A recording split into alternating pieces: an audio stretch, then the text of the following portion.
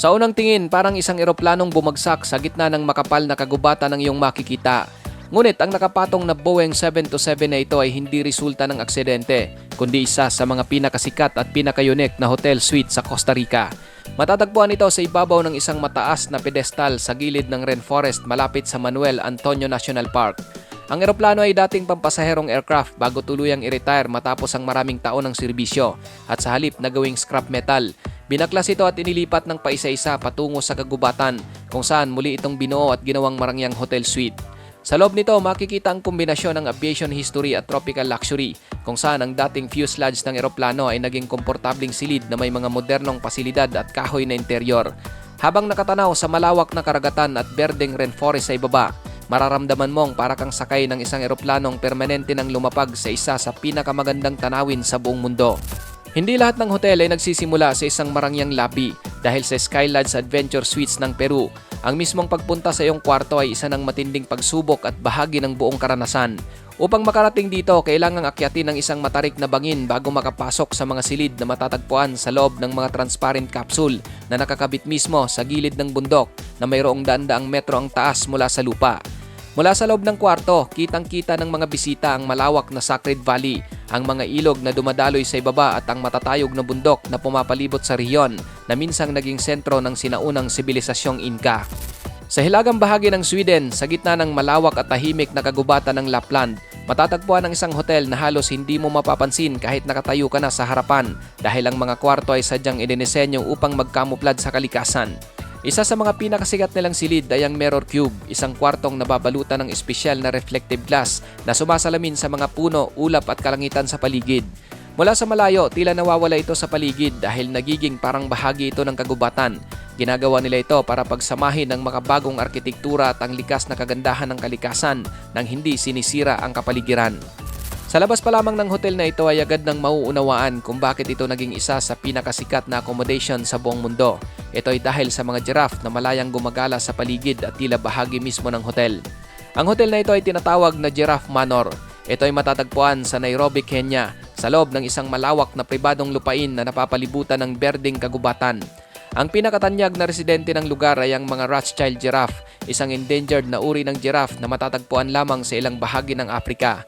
Bilang bahagi ng isang conservation program, pinapayagang malayang gumala ang mga giraffe sa paligid ng manor tuwing umaga habang nag-aalmusal ang mga bisita. Karaniwan ang makikitang inilulusot ng mga giraffe ang kanilang mahabang leeg sa mga bukas na bintana upang manghingi ng pagkain. Dahil dito, naging isa ito sa mga pinupuntahan ng mga turista mula sa iba't ibang panig ng mundo. Para sa mga tagahanga ng sikat na karakter ng Japan, may mga hotel na halos buong gusali ay nakatuon sa makulay na mundo ni Hello Kitty.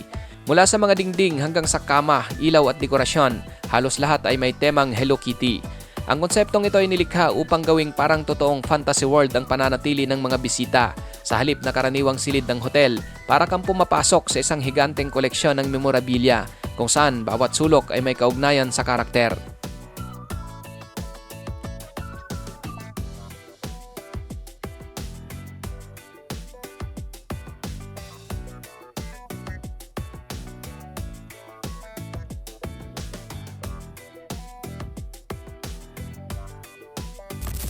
Sa karamihan ng mga lugar sa mundo, ang mga lumang eroplano ay karaniwan ang dinadala sa mga aircraft graveyard. Ngunit sa Bali, Indonesia, isang Boeing jet ang imbis na itapon. Inilagay ito sa ibabaw ng isang mataas na bangin kung saan nakatanaw ito sa malawak na Indian Ocean. Dahil sa kakaibang lokasyon at disenyo nito, mabilis itong naging isa sa pinakausap-usapang accommodation sa isla. Ang dating makikitid na pasilyo ng eroplano ay ginawang marangyang living spaces na may modernong interior, malalawak na silid, pribadong banyo at mga pasilidad na karaniwang matatagpuan lamang sa mga eksklusibong luxury resort. Ang isa sa mga pinakakahangahangang bahagi ng villa ay ang tanawin nito sa karagatan, lalo na kapag papalubog ang araw. Mula sa terrace at mga viewing area, tila nakalutang ang eroplano sa ibabaw ng bangin habang nakaharap sa malawak na dagat. Pinagsasama ng private jet vela ang konsepto ng paglalakbay sa himpapawid at marangyang pamumuhay sa isang paraan na bihirang makita saan man sa mundo. Dahil dito, naging isa ito sa mga pinakakilala at pinaka-unique na accommodation sa Bali na dinarayo ng mga turista at content creators mula sa iba't ibang bansa. Sa lungsod ng Lusail sa Qatar, matatagpuan ang isang hotel na mayroong imposibleng disenyo sa modernong panahon.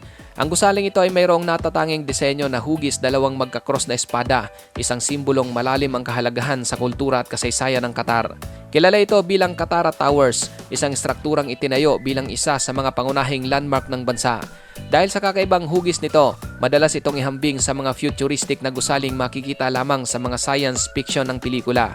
Mula sa malayo, tila isa itong higanting monumento na sumisimbolo sa ambisyon at modernisasyon ng Qatar. At sa loob, matatagpuan ang dalawang luxury hotel na kabilang sa pinakakilala sa buong mundo, ang Fairmont at Raffles. Ang gusali ay naglalaman ng daan-daang kwarto, kabilang ang mga mamahaling suite, world-class restaurant at mga pasilidad na idinisenyo para sa mga bisitang naghahanap ng pinakamataas na antas ng kaginhawaan at karangyaan.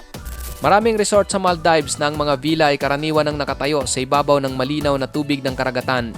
Ngunit ang Conrad Maldives Rangali Island ay mayroong konseptong kakaunti lamang ang nakaisip na posible.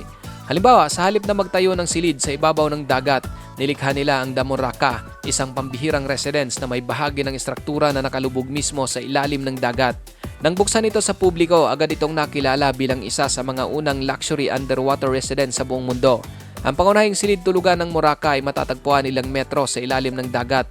Napapalibutan ito ng malalaking curved glass holes at kisame na nagbibigay ng halos 180-degree na tanawin ng karagatan. Habang nagre-relax, makikita ng mga bisita ang iba't ibang uri ng tropical na isda at iba pang nilalang sa dagat na malayang lumalangoy sa kanilang paligid. Ang karanasang inialok ng Damoraka ay higit pa sa simpleng karangyaan. Ito ay nagbibigay ng pagkakataong masilayan ng karagatan na karaniwang nararanasan lamang ng mga divers. Sa isla ng Los sa Greece, matatagpuan ang Kalilo Hotel, isang resort na parang hinugot mula sa isang panaginip. Ang disenyo nito ay puno ng kakaibang eskultura, higanting puso at artistic structure na tila hindi kabilang sa totoong mundo. Hindi lamang karangyaan ang layunin ng lugar na ito, malaki rin ang naging focus nito sa pangangalaga sa kalikasan at pagpapanatili ng likas na kagandahan ng isla.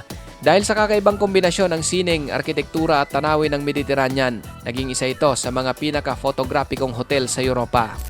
Maraming hotel ang gumagamit ng salitang cave bilang tema. Ngunit sa Bali, may isang hotel na itinayo mismo sa loob ng tunay na kuweba na nabuo ng kalikasan sa loob ng libu-libong taon. Sa pagpasok mo sa loob, makikita ang natural na pader ng bato na sinasamahan ng modernong ilaw at marangyang disenyo. Pinanatili ang orihinal na anyo ng kuweba habang nilagyan ito ng mga pasilidad na inaasahan sa isang luxury resort. Ang resulta ay isang pambihirang karanasan kung saan nagsasama ang sinaunang mundo at makabagong teknolohiya. Isang paalala na kahit ang mga lugar na dating hindi matitirahan ng tao ay maaari palang maging isa sa pinakakakaibang hotel sa planeta. Ikaw kapatid, ano ang masasabi mo sa videong ito?